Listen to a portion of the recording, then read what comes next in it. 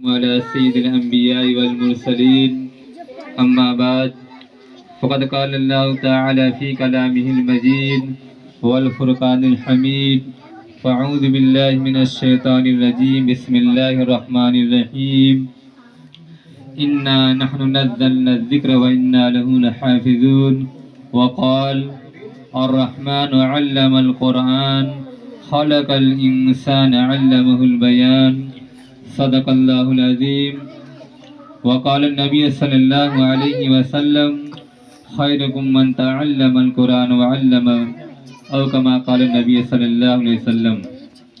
صدر محترم، معزز حاضرین اور اس مدرسے جامعہ مہد کے طلباء، سب سے پہلے میں انتہائی عقیدت و محبت کے ساتھ اپنے تمام سامعین کو خلوص برا سلام پیش کرتا ہوں۔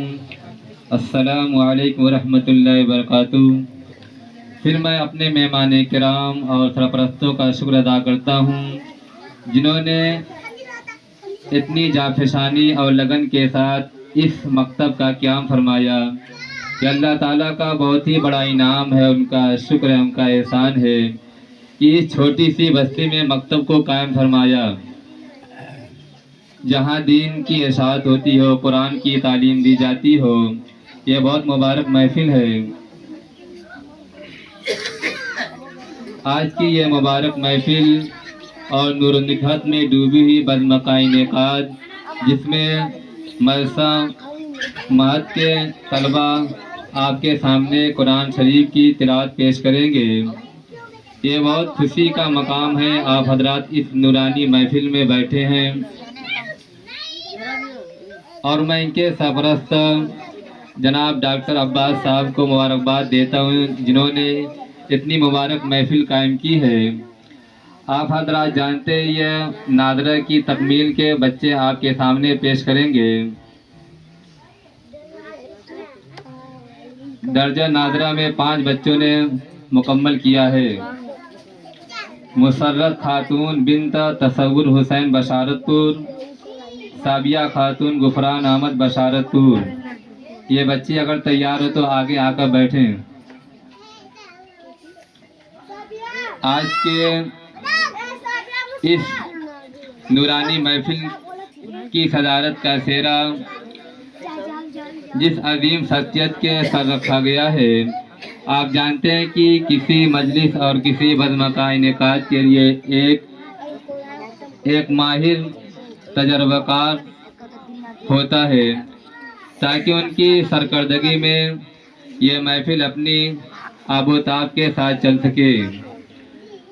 میری مراد جلوہ افروز شخصیت حضرت مولانا ابو حذیفہ صاحب مفتاحی، ناظم معد ابو ہریرہ اسلام پورہ سے میں مؤدبانہ درخواست کرتا ہوں کہ آپ حضرات اس کی کبھی تائید فرمائیں گے۔ آج کے اس اہم پروگرام اور کی مجلس کے لیے جس شخصیت کے نام نامی اس گرامی پیش کیا گیا ہے، میں اپنی طرف سے اور تمام لوگوں کی طرف سے یہ تائید پیش کرتا ہوں۔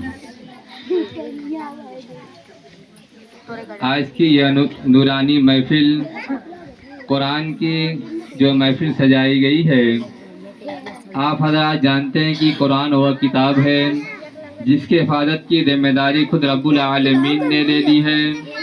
قرآن میں باطل کے گھسنے کی گنجائش نہیں ہے، نہ آگے سے، نہ پیچھے سے، نہ دائیں سے، نہ بائیں سے۔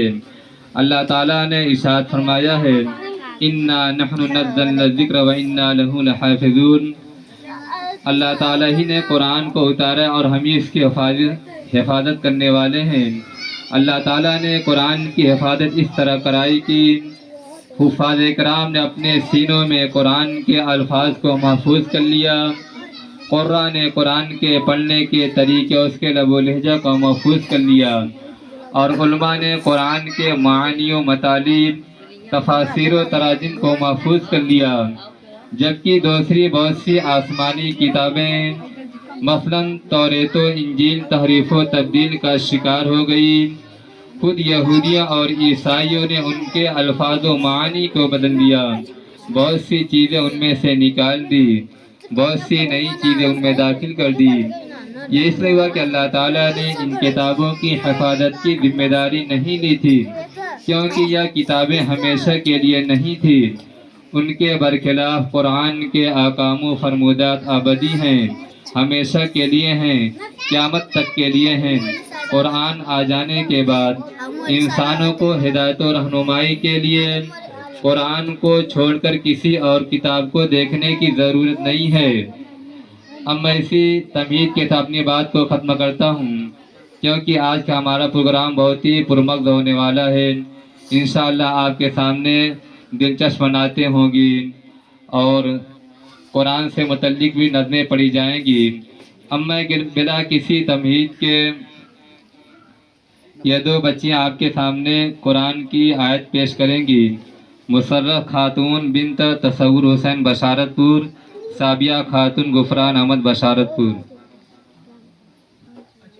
اعوذ باللہ من الشیطان الرجیم، بسم اللہ الرحمن الرحیم، قل اعوذ برب الناس، ملک الناس، الہ الناس، من شر الوسواس الخناس، الذی یوسوس فی صدور الناس من الجنۃ والناس۔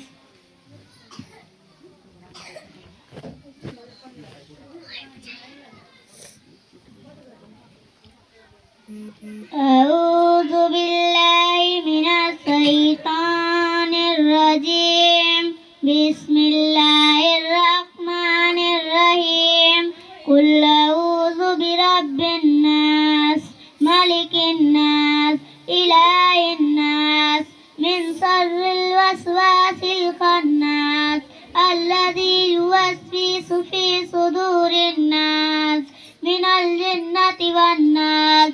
صدق اللہ العظیم۔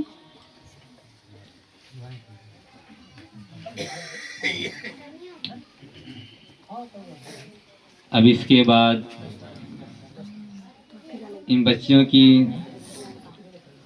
دستار سر پہ رکھی جائے گی۔